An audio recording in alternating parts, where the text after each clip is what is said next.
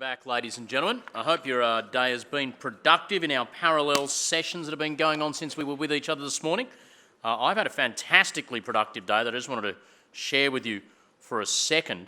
I'm sure there's many people in the room who are big fans of the mathematics of network theory and things like that, yes, and I'm sure there's probably also a few Game of Thrones fans in the room. I write popular mathematics books as a bit of a sideline, and I try and find reference points to introduce to fairly young audiences intros into sort of higher, beautiful mathematics. And I saw a paper the other day online, and I corresponded with the guy and got permission from him just a couple of hours ago to include in my next book this full colour graphic of something he did. Have a look at this slide here. He went through all the episodes of Game of Thrones and worked out who talked to who hung out with who killed who, to build up this network diagram to try and work out who's the true protagonist in Game of Thrones. Who were the most important characters and in what... There's no spoilers there, it doesn't matter, it includes what's going on. But how awesome is that as a marriage of some, fairly important higher mathematics with something completely new? So it's a sad reflection on me, but the highlight of my day was getting an email from that guy going, yeah, you can use that. I'm just so excited. Okay, I'm also very excited about our next speaker. I know you're going to want to ask questions, so do it through the conference app, interactive button there. The abstract says it all. The speaker was drawn into the very middle of defending RSA security against a serious military-grade cyber hack in 2011. Yes, that one, it says. Now, obviously, from the way it says that one, I can safely assume you all know which serious military-grade cyber attack against RSA security that we're talking about here. At the same time, I'm sure you all know that you can safely assume that I've got absolutely no idea which serious military-grade cyber attack against RSA security we're talking about. I'm very excited to find out what it is all about. Here he is to speak to us. He is an RSA distinguished engineer, Bill Duane, ladies and gentlemen.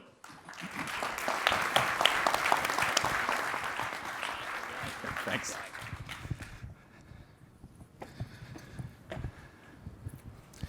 Well, hi, everybody. Thanks for having me here. This is my actual second time at the conference, speaking at the conference. And I have to say, I really like the new venue, and I think AusCERT's been doing a great job. I've been personally actually enjoying quite a few of the talks this year, so good on AusCERT for the conference this year. I guess I'm a little bit of a different speaker than maybe you're used to for keynotes. I'm not a professional speaker.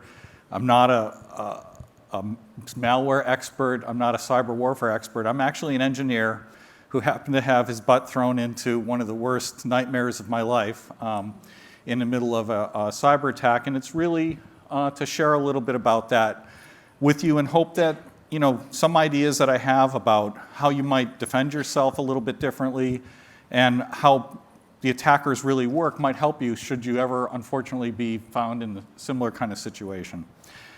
So to start it off, early in the spring of 2011, I was a happy guy sitting in my office working on some cryptographic algorithms. And I should point out that this is probably one of the only audiences in the world where I can say that where someone doesn't laugh at me. But nonetheless, a fellow engineer came into my office and said to me, I need your help. There's been an unusual access to one of our secure servers. Now, when we talked a little bit further to the administrator, what the administrator found was that a single inactive account had one single permission on it that shouldn't have been set. There was no evidence whatsoever in the log files. There was no other evidence anywhere in the system. And frankly, I thought the guy was nuts. But he persisted. He was a very compulsive type administrator and insisted that this permission should not be there. And as we pulled on that thread really started the nightmare that basically entirely took over my life for 1 month. Family life, everything was gone for a month. And if you include the remediation and repair, lasted well over a year. And so that's really we're going to do it. Now, as has been discussed in the press, it's pretty clear that the cyber attack was really an effort by the attacker to get at military secrets in a defense contractor, and the defense contractor was using RSA technology to protect themselves, and the RSA technology was annoying, so they decided to come after RSA. And the attack against RSA was really using advanced military-grade weaponry. It consisted of many things, but it included advanced persistent threats and zero-day malware.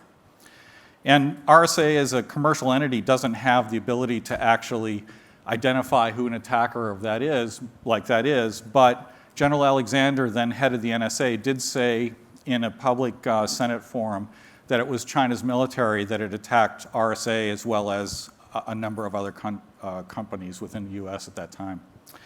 And shortly thereafter, Mandiant Research and the New York Times published an article talking about these attacks, and they even included the specific Chinese People Liberation Army unit that had mounted the attack, including a picture of that group. And of course, I reacted to this information in the most appropriate way that I could.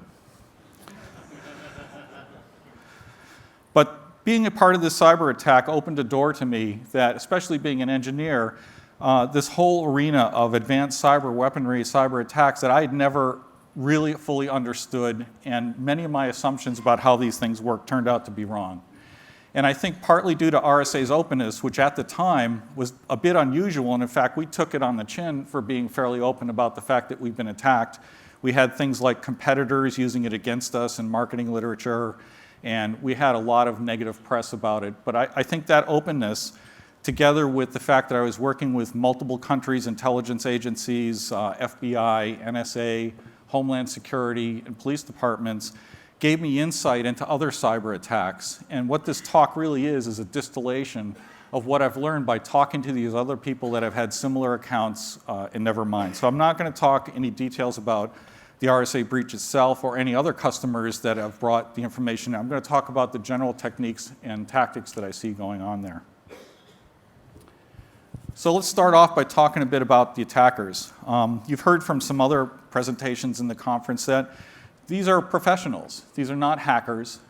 This is, in fact, their day job. We would actually see evidence in multiple of these attacks that the attackers would work a regular day, and then they close their notebooks, and they go home to their wife and kids, presumably, and come back and do the job the next day. They also took off vacations. They took off vacations in their country, but of course the attacks were time shifted by whatever country was attacking us versus our local time, but nonetheless it was their normal day. And interestingly enough, they even took off American holidays, which at first confused us because it was a little trouble to figure out where they were coming from. But then when you think about it, it's fairly obvious why they do that. The amount of traffic going on within the network drops precipitously when the Americans are not working. And if they continue to do their work, higher probability they'd be detected. And therefore, one of the benefits of having this kind of a job is that you get both your local holidays and the country you're attacking's holidays off. And I should say that these attackers, I have a respectable set of skills. I mean, they're quite impressive. But I should be really clear that I do not admire them at all. They have great talent, and they use their talent to do damage to other companies, to steal the hard developed work that's done by other companies for their own use.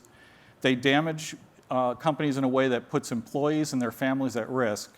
And so I really don't find any of this laudable. But nonetheless, I have to respect the fact that they're professionals and respect the set of talent that they operate with. And I can say to you that they do operate with military precision. So what do I mean by that? If we start off looking at some of the attributes of the attackers, they have clear command and control structure in operation. So you'll see in these types of breaches that attackers are walking down a certain set of scripts, a set of worker bees are working down a set of scripts, and then all of a sudden they may run into a problem and can't proceed. Something wasn't unexpected and they get stuck. They'll disappear for a while, and then maybe an hour later, they'll come back and take a right-hand turn and start doing things very differently. And it's pretty clear what's happened is the worker bees went back up their chain of command to the experts that have more knowledge and tools, got a new set of scripts, came back down and started executing on the new set of scripts. Extensive reconnaissance. Prior to any of these attacks, these attackers have done amazing amounts of reconnaissance. This usually is, in most cases, a little unclear how they've got all this reconnaissance. It's clear that they read your email. They're in your email system, they're reading all your emails, trying to suck as much information out of them as they can. In addition to that, though, especially given the budgets they have, it's highly likely that they're resorting to extortion or blackmail of former employees or existing employees as well. So for instance, in our case, I had the FBI examine my background and anyone's background who had any information that was related to the breach in any way. They attack on multiple fronts. So often I hear the situation where someone in a breach comes up and says, it was really weird at the beginning because I thought how unfortunate I was to have multiple attacks going on at the same time. But these attacks seem disjoint. They have different targets, they're using different tools, they may be proceeding at different rates. And so you think, oh my God, I have multiple different attackers hitting me at the same time. But over time, what happens is you discover that something that one team learned appears in an attack in a different team. And they're actually coordinated teams who are independently achieving objectives, but sharing through the command and control structure the information that they learn and therefore amplifying the effect across the set of attacks that they're mounting against you. They have a mix of weaponry type. There was a lot of discussion about this in the press about RSA. The initial vector that was disclosed was that we had a spear phishing attack. The spear phishing attack launched a 0-day in the environment. This is not a particularly unusual thing. But that's quite a mix there. You have a very off-the-shelf, simplistic thing like a spear phishing attack coupled with an extremely expensive one-time use 0-day malware. 0-day malware in the open market runs for millions to tens of millions of dollars. And they were willing to yield that in order to get their foothold in the environment. And they do have quite a mix. I mean, they'll use phishing, farming attacks, they'll use unpatched vulnerabilities in your environment because they've done reconnaissance, they know what patch levels you're at. Where possible, they'll use those attacks and use them against you. And I will mention that I heard of an interesting, they're smart about how they evolve the attacks and they're cost effective where they can be. And what I mean by that is I heard from an intelligence agency that the same actor at a later point in time decided they want to be clear, I guess this is asserting that they wanted to be a bit more cost effective, so they started breaching banks on the west coast of the United States. Why would they do that? They know that because a lot of high-tech companies have employees on the west coast that need to do home banking. Those employees would take their notebooks home, go to do the home banking, they get infected with a rat, bring their notebook back into work, and they now, by infecting a limited number of commercial banks, had infected a huge number of firms across the high-tech industry on the West Coast. So they have quite an advanced set of weaponry available to them. They deploy adaptive tactics. They have plan Bs available so that when they're starting marching down one avenue, hit a problem, they can execute another plan, as we kind of mentioned before. They deploy decoy maneuvers. So you'll see that you'll have an attack going off in your network that's noisy.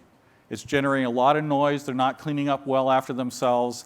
It's something that becomes to the level of attention to your CERC or your SOC people. Well, what it is a decoy. That's there purposely so that your personnel will turn their attention and try and figure out what that noisy attack is doing, while very slowly, low and slow in the background, the other attacks are slowly gaining their objective, and they use extremely slow, very quiet communications to move their data out and very low levels of command and control information. And the first thing they do when they get into your environment is they drop backdoors for ongoing surveillance and so that they can repenetrate your network at a later time. My recommendation, just like we did at RSA, is that even if you haven't had a breach, you should treat your network as dirty. Why? Because you're probably going to have a breach someday. And if you start planning and operating your network as if it's dirty, you'll be in a lot better situation to protect yourselves than if you continue to assume that your corporate network is secure. So let's take a minute and look at the targeted assets that the attackers typically go after. First, well, that's okay. First is keys. Some of the holy grail that they go after are code signing keys and device driver signing keys. Do people typically know why device driver signing keys are so important to them? It's really because code signing keys you maybe can revoke as a vendor if you believe they've been compromised. But device driver signing keys are checked in kernel mode by the operating system when the device driver is loaded. The operating system can't do OCSP callouts to a provider to check the validity of the signature out of kernel mode. Furthermore, they can't load large CRL lists or the equivalent into memory in kernel mode to do it checking. So the net result is that device driver certificates don't ever really get checked for revocation status. So once they get them, they have the ability to create trusted malware that can't be revoked, essentially. Your intellectual property is another, in terms of other keys, by the way, license generation keys and license keys, why do they want to do that? They're stealing your product to help their own companies within their country, and this allows them to make copies of it and have valid licenses. Encryption keys that you're using to protect your product are also another set of assets that they target. Your code is important to them because they can then make clones of your product or use it to examine your product for weaknesses that they can make custom malware that goes directly after your product. Same with things like your core libraries and crypto libraries. Your defect lists. Little did you know that this is another piece of holy grail for the attacker. You're telling them in your defect list exactly where your problems are so they can make custom malware to take advantage of that defect against you. They'll look for patents, product architectures, roadmaps, any of the things here. And then lastly, customer information. They'll look for PII information. They'll look for PCI information. They'll go after customer lists, and one that you may not think of is that a lot of companies have phone home type networks or maintenance networks where you can connect into a customer's environment to do maintenance on products that you've sold there. Guess what? This is ideal for them because they can bootstrap through your network directly into your customer's network and affect them as well. Now, depending upon what kind of attacker you have, if it's a military attacker, military government, okay, maybe keys and intellectual property are more what they're looking for, not maybe so much customer information. If you have organized crime mounting an advanced cyber attack, they may be going after PCI data so they can monetize it. Maybe if you have a hacktivism advanced cyber attack, they're going after customer data so they can embarrass you via your customers. So it varies a little bit depending upon who the actor is coming after you, but this is kind of the stuff that we see them going after. Tools and techniques. Let's talk a little bit about what kind of tools they use. Very first one you've heard about is account compromise. Now, we're going to spend a few minutes on the next bullet, which is related to this, but I want to talk for a sec about the fact that the accounts compromise that they used didn't quite work the way I thought it did. They don't look for an admin account and then blow through your network in an admin account. They look for admin accounts, then they find a system they're interested in, log in as administrator, create or uplift an existing account with privileges that have the set of privileges necessary to do the task they want, log out of the admin account, and come back in as that account. So why do they do that? The reason is all our monitoring on admin accounts means that the longer they sit in an admin account, the higher the probability is we're going to detect them. They know that, so they get out of the admin account as quickly as they can and log into a regular user account with uplifted privileges.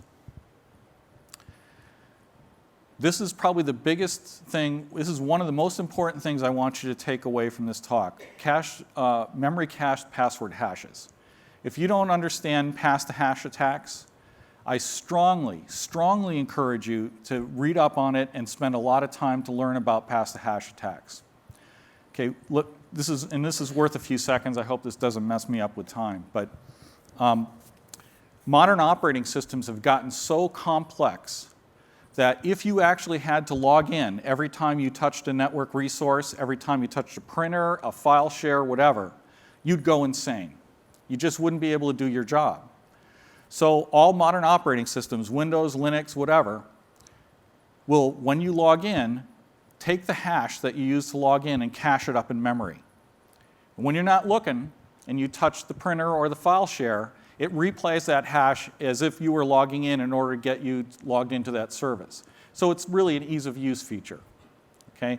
Now, unfortunately, our operating systems nowadays are so complex that the operating systems have lost track of the use count and they don't know when they can get rid of these things.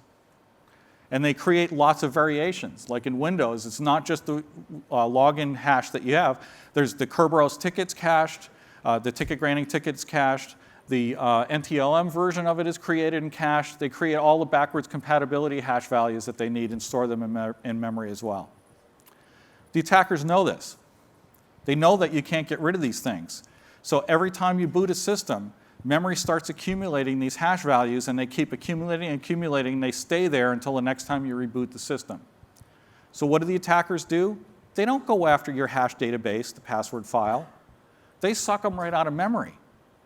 They pull them out of memory with the memory extraction tools, and then they're able to actually use them as if they had a password. They have tools that they can either crack them to regain the ASCII equivalent of it, or more often they use tools that have interfaces that will accept the hash value without having to go all the way back to the ASCII equivalent. This attack, this pass-a-hash attack, is brutal. This is really nasty. Now, why is it so bad? Every network I know of, when they deploy systems in the network, set the local administrator account to the same thing, so that an admin can walk up to any system in the enterprise, log in, and do their job. I don't think I've found a single company yet that doesn't do that. And guess what? All they have to do is find one system in your environment where the administrator had to come in either under a remote procedure or manually or whatever to do a management operation, and that remote admin password is cached in memory. They've now got you. You're dead meat because they can log into any system they want using that local admin password. Okay, so I think I've spent enough time in that. Strongly, strongly encourage you to read up on pass-the-hash attacks, and especially because I'm not as much an expert in Linux, but Windows 8 started doing some improvements with people like me and other people begging Windows to change on this. Windows 10 has even more advanced features to help defeat pass-the-hash attacks. They cost you, and there's problems with them, but I strongly encourage you to read up on the mitigations for some of the pass-the-hash attacks. Single sign-on in almost every corporate environment I know of uses single sign-on services so that once a user logs into the domain, they can chain through to other services. The attackers love this because that means they don't have to break any access into these environments. Once they have one of your employees' accounts, they have single sign-on services, you just help the attacker. Nesting, this is another interesting thing that I didn't realize worked. It worked differently than I guess I thought it worked. I thought the attackers got into the network and hopped from system to system gathering the information they want. They don't do that. They get into the network until they can find the local admin account. They then look for something like one of your corporate file shares, and they create a nest in it.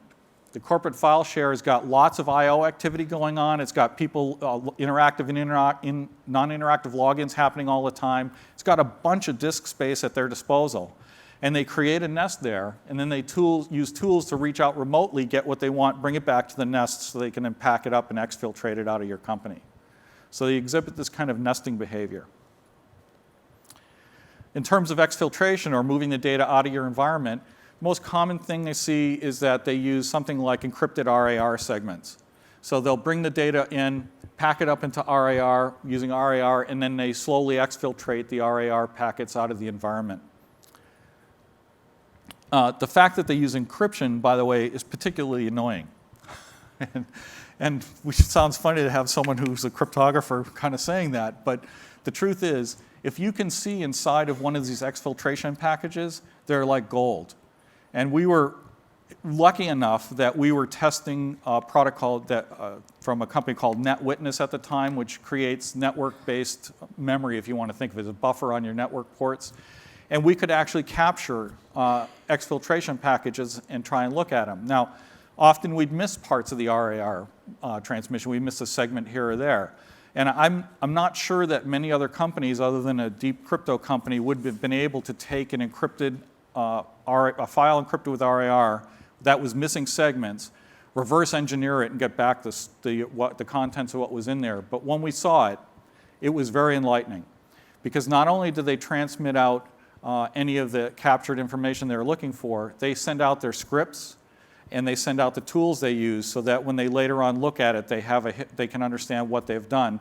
And that's really enlightening. Seeing their scripts and seeing the actual tools that they used was quite insightful. So where possible, you should absolutely use some mechanism for capturing exfiltrations and then have a look at inside the exfiltrations. They use your own infrastructure against you.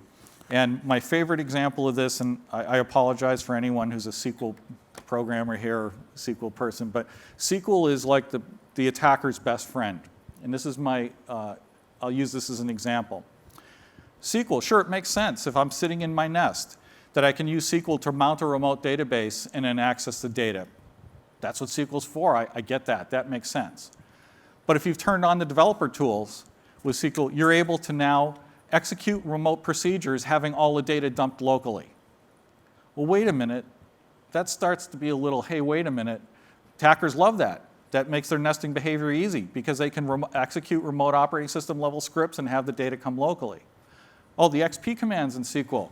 I could go into a remote registry, read the remote registry, and start modifying data in the registry. Attackers love that. Guess where we put all our passwords and access control strings for unattended systems? And so when we build a product, if we're a product company, we strip the developer tools out. But if we're putting an IT project internal, they're almost always left on so that the IT people can walk up and do a quick update to what they're doing. Or if we have a cloud-based service, these things are often left on so that we can maintain the cloud-based service. And when we do that, we're actually handing our infrastructure as an effective tool to the attacker. Velocity. When I talk about velocity, what I mean is when these attacks start, the attackers operate low and slow. Very, very quiet. They beacon out to command and control extremely infrequently. And when they're exfiltrating, it's a trickle of data. And it's all in an effort not to be detected. But should they detect that you're onto them, they switch to smash and grab. And they will just lock, stock, destroy a system, rip out as much data as they can. Don't worry about cleaning up the logs. Don't worry about cleaning up any evidence that are there. Just rip it out and get it out of the network as fast as they can. If we compare the environment of you versus the attacker, it's a bit depressing, to be quite honest. Let's look at time. Time is their friend and time is your enemy. They have full control over the pace of the attack, and you have no control over the pace of the attack. With the increased amount of bandwidth we see every year, with the increasing amount of CPU speed we see every year, with the increasing I/O rates our computers have every year, these allow the attacker to move faster and faster every year, especially since they use scripted procedures. They just operate in a script and blow through it as fast as possible. Now compare this to you. How do you learn about the attacker? You learn typically about it by alerts and events. That means that something has to have been detected in a system. It's then gathered, put into the local buffer. It's transmitted to the collection host. The collection host processes it to see if there's anything unusual, and then it raises an alarm. Everything you see in a breach is in the past. Think about that. Every single thing you see in a breach is in the past. And the increasing speeds I'm talking about, the delta between when an attacker can start an attack and when you know about it is so wide now that they're long gone before you even get the alert. If that isn't enough, system forensics take hours. You know, I should pause for one quick sec. Multiple talks and keynotes have mentioned the fact that the average time an attacker is in a network is something like 150 to 250 days. My jaw was on the table when I heard that. I mean, I clearly haven't been reading enough data. In our attack and in these attacks I'm talking about right now, we were able to, in real time, deal with the attacker, stop them in some cases, or were minutes behind them or hours. We weren't 200 days behind the attacker, because when I talk about forensics taking 4 to 8 hours, in my mindset, that's an eternity. They can do so much damage in 4 to 8 hours. So when I'm thinking 200 hours, my mind is kind of blown about an attacker being in a network for 200 hours. So when I say system forensics take hours to do, that's what I mean. In a real firefight where you're in the face of the attacker, that 4 hours can be an eternity. It can be a lot going on in that time before you figure out what's going on. They have focus and you have chaos. What I mean by that is this little mesh of railroad tracks is to indicate your network. When an attack is starting, you don't know where they're going. You don't know what they're after. You have to look at the entirety of your network and all the events that you're seeing, thousands of events per hour, to try and figure out what's going on. But the truth is they're only interested in a very small subset of the network, and they're focused on a very small set of nodes that they're going after. They can hide in plain sight. They use your own users' accounts against you, your own administrators' accounts against you, so you can't tell, is that Jane working late at night encrypting data because she's working on a secure project? Or is that Bob who's repeatedly failing to log in because he had a couple of drinks and he's having a little trouble with his password? Or is that the attacker creating RAR segments to transmit out of the company, or the attacker trying to crack an account? We make it easy for them. I mentioned some of the ways we make it easier for them already, but maybe, I'll just quickly say that in our environments, I almost hate to say this because I sound like I'm anti-ease of use and anti-making it easy for customers, but we make it so easy for our employees and so easy for our customers and our partners that many of those things we do make it very easy for the attacker. Sure, I want to let my developers work at home so they can work on the code when they don't feel like coming in today. And they should be able to have access to all the code bases so that they can steal code from other projects and they don't have to re-engineer the code. But you know what? When the attacker gets a developer account, that means he can now remotely come in and blow through your code bases and do something with it. And so a lot of these ease of use things that we do to ourselves for the sake of ease of use actually end up helping the attacker. And you're alone. The attacker has teams of specialists working in parallel, backed up by command and control staff to help them be successful. They have a vast dark cloud of people they can leverage to get intelligence on you and to get tools necessary to do their job.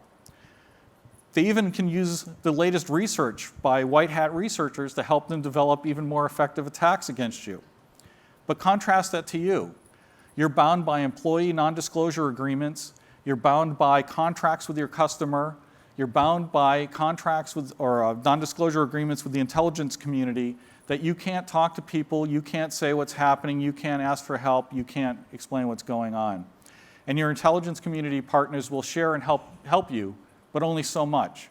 They'll give you a little bit of data and they know a hell of a lot more than they're willing to share. So this sounds really bad, doesn't it? I mean, it is really horrible. But I'm here to say all is not lost. Not that I have all the answers, and I hope I'm not like a Henry Hoke kind of suggestions here, but I have some ideas about things that we could start to do as an industry that might help with some of these things. So the first one is we've got to figure out ways to make time our ally instead of our enemy. So here's my first example. The typical thing we do in an environment is to take our most important assets, let's say a credit card database, and shove them in a system and try and protect and instrument that system as heavily as we can. But as I said, by the time you get an alert that they're in there, it's too late, they're already gone. So maybe a better technique is for us to split that up so you have, say, the credit card number to a UID, and in a different file is the username for that to the UID, and another one's the CCV code to UID.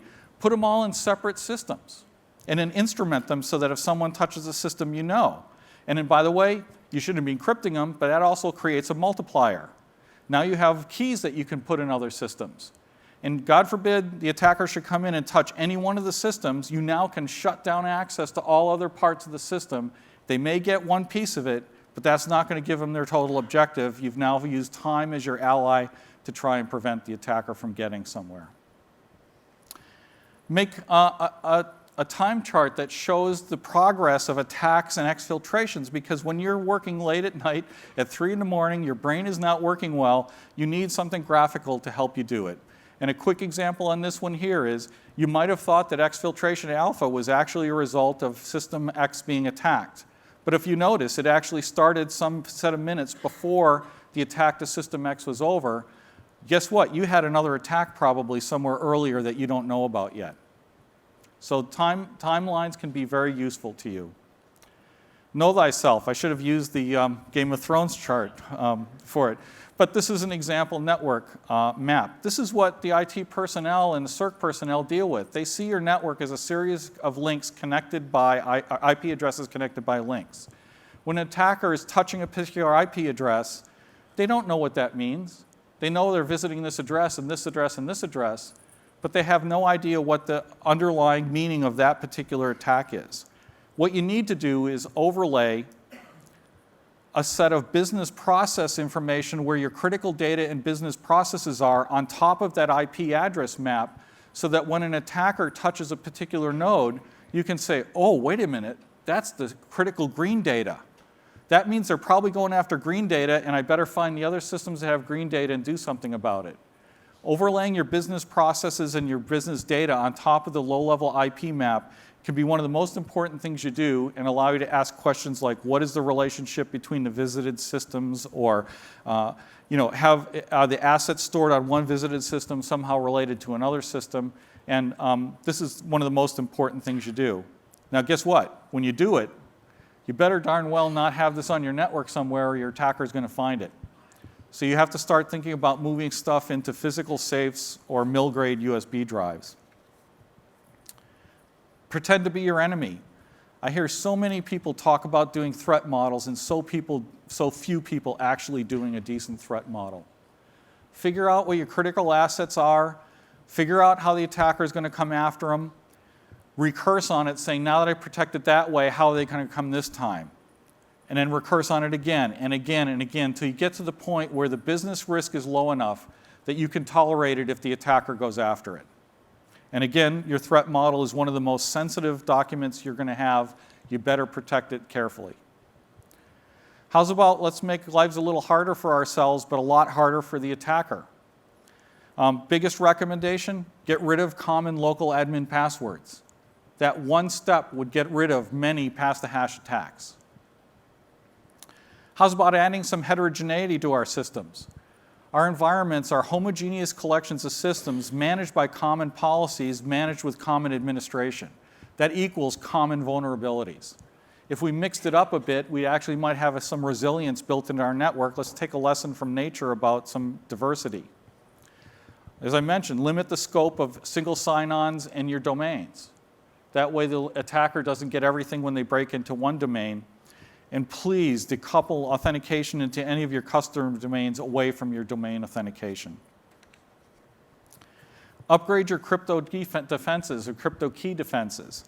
First off, find all your crypto keys and reduce the number of copies of them that you have laying around.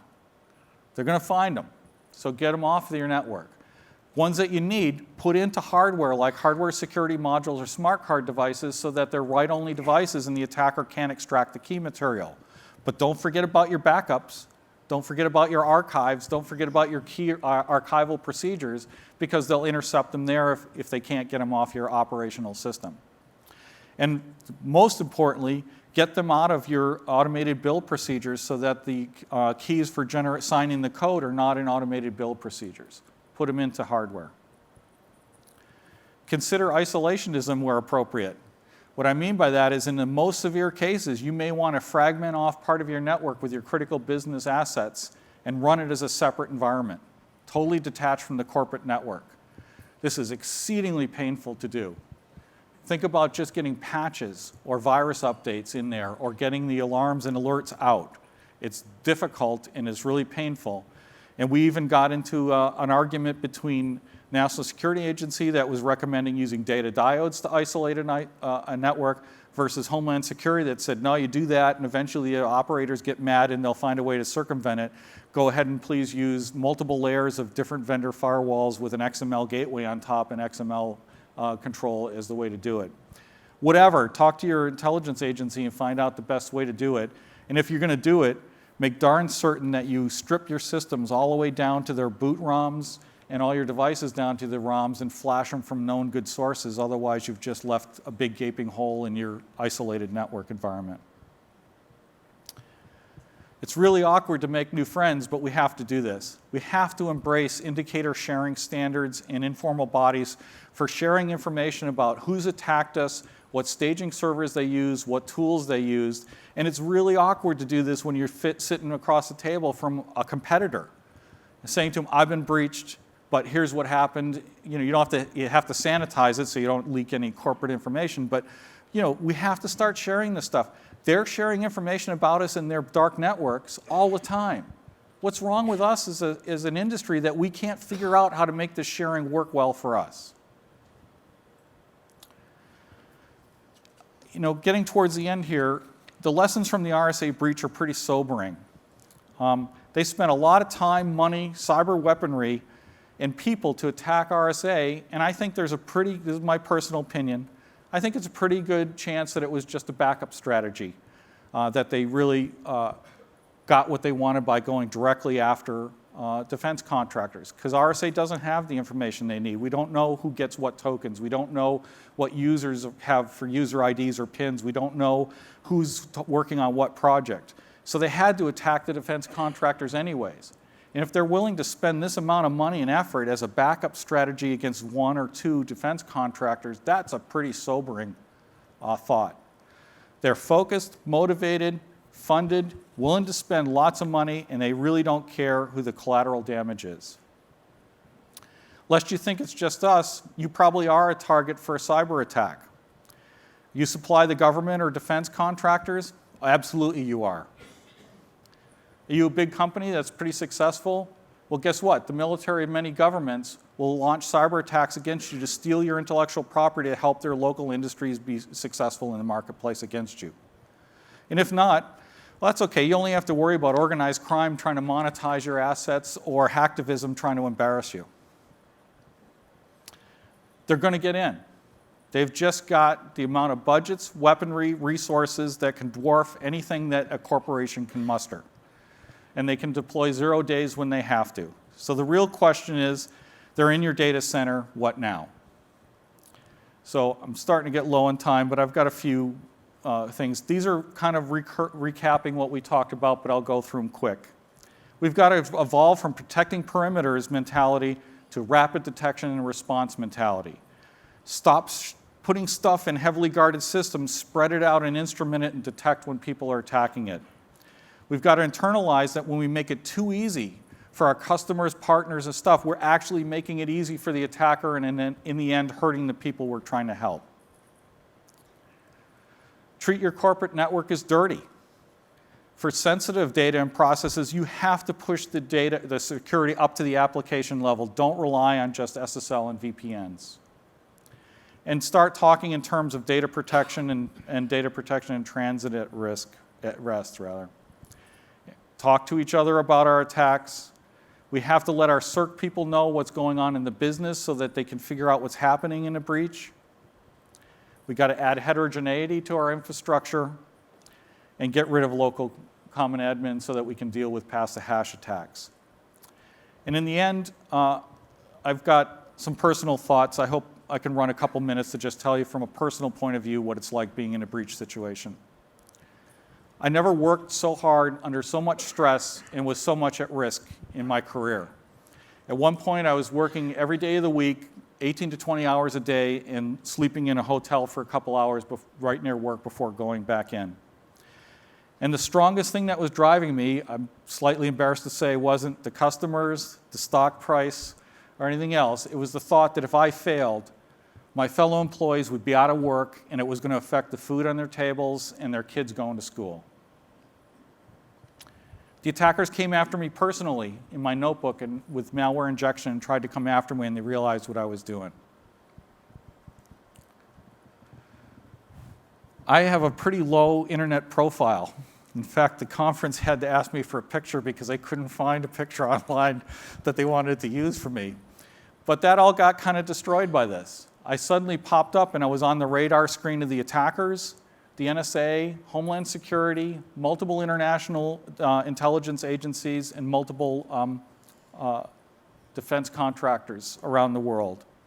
And the remediation and repair of this lasted over a year. The breach was bad enough, but recovering from the breach lasted over a year. We built millions of replacement tokens and gave them to customers, partially because there's no way someone's going to believe, and in fact, you can't know what was taken or not taken for certain, right? You know what you saw, but what didn't you see? So the only way to make people whole and the only way to make people trust us was to give them whole new tokens or replace them from scratch, and we did that. That costed a lot of money, and it was millions of tokens, but it was the right thing to do. It was definitely a learning experience, but an education in the hardest possible way, and one I hope never to repeat. And I hope that this helps any of you should you ever be in a similar situation. I'd like to leave you with a quote from the global services manager at work, which is that it's okay to be attacked, however, it's not okay to be a victim. Thanks. So I'll ask you one quick question, if that's all right. That was unbelievable, Bill. Thank you so much. Just one quick question before we let everyone go. You talk about the intensity of it all, working through. Were there any sort of physical manifestations of that stress for you? How did you handle it, or fail to handle such a sort of stressful event? There was one, I mean, there are some funny stories which come out of any kind of horrible situation, but one of them was that prior to the breach, I had actually had a pretty severe concussion. And one of the effects of the concussion was that I was unable to remember anyone's name, even my closest friends' names. But I was able to work. And so when I went into work and I was in a meeting, what I would do is I would use my forearm as a scratch pad and write people's names as they mentioned them in the meeting, and then I'd rub it off and go to the next meeting. And when the breach happened, the stress was so enormous that that particular problem came back. I wasn't able to remember anyone's names. And 3 of the world's top NSA cryptographers came to help review some of the work we were doing.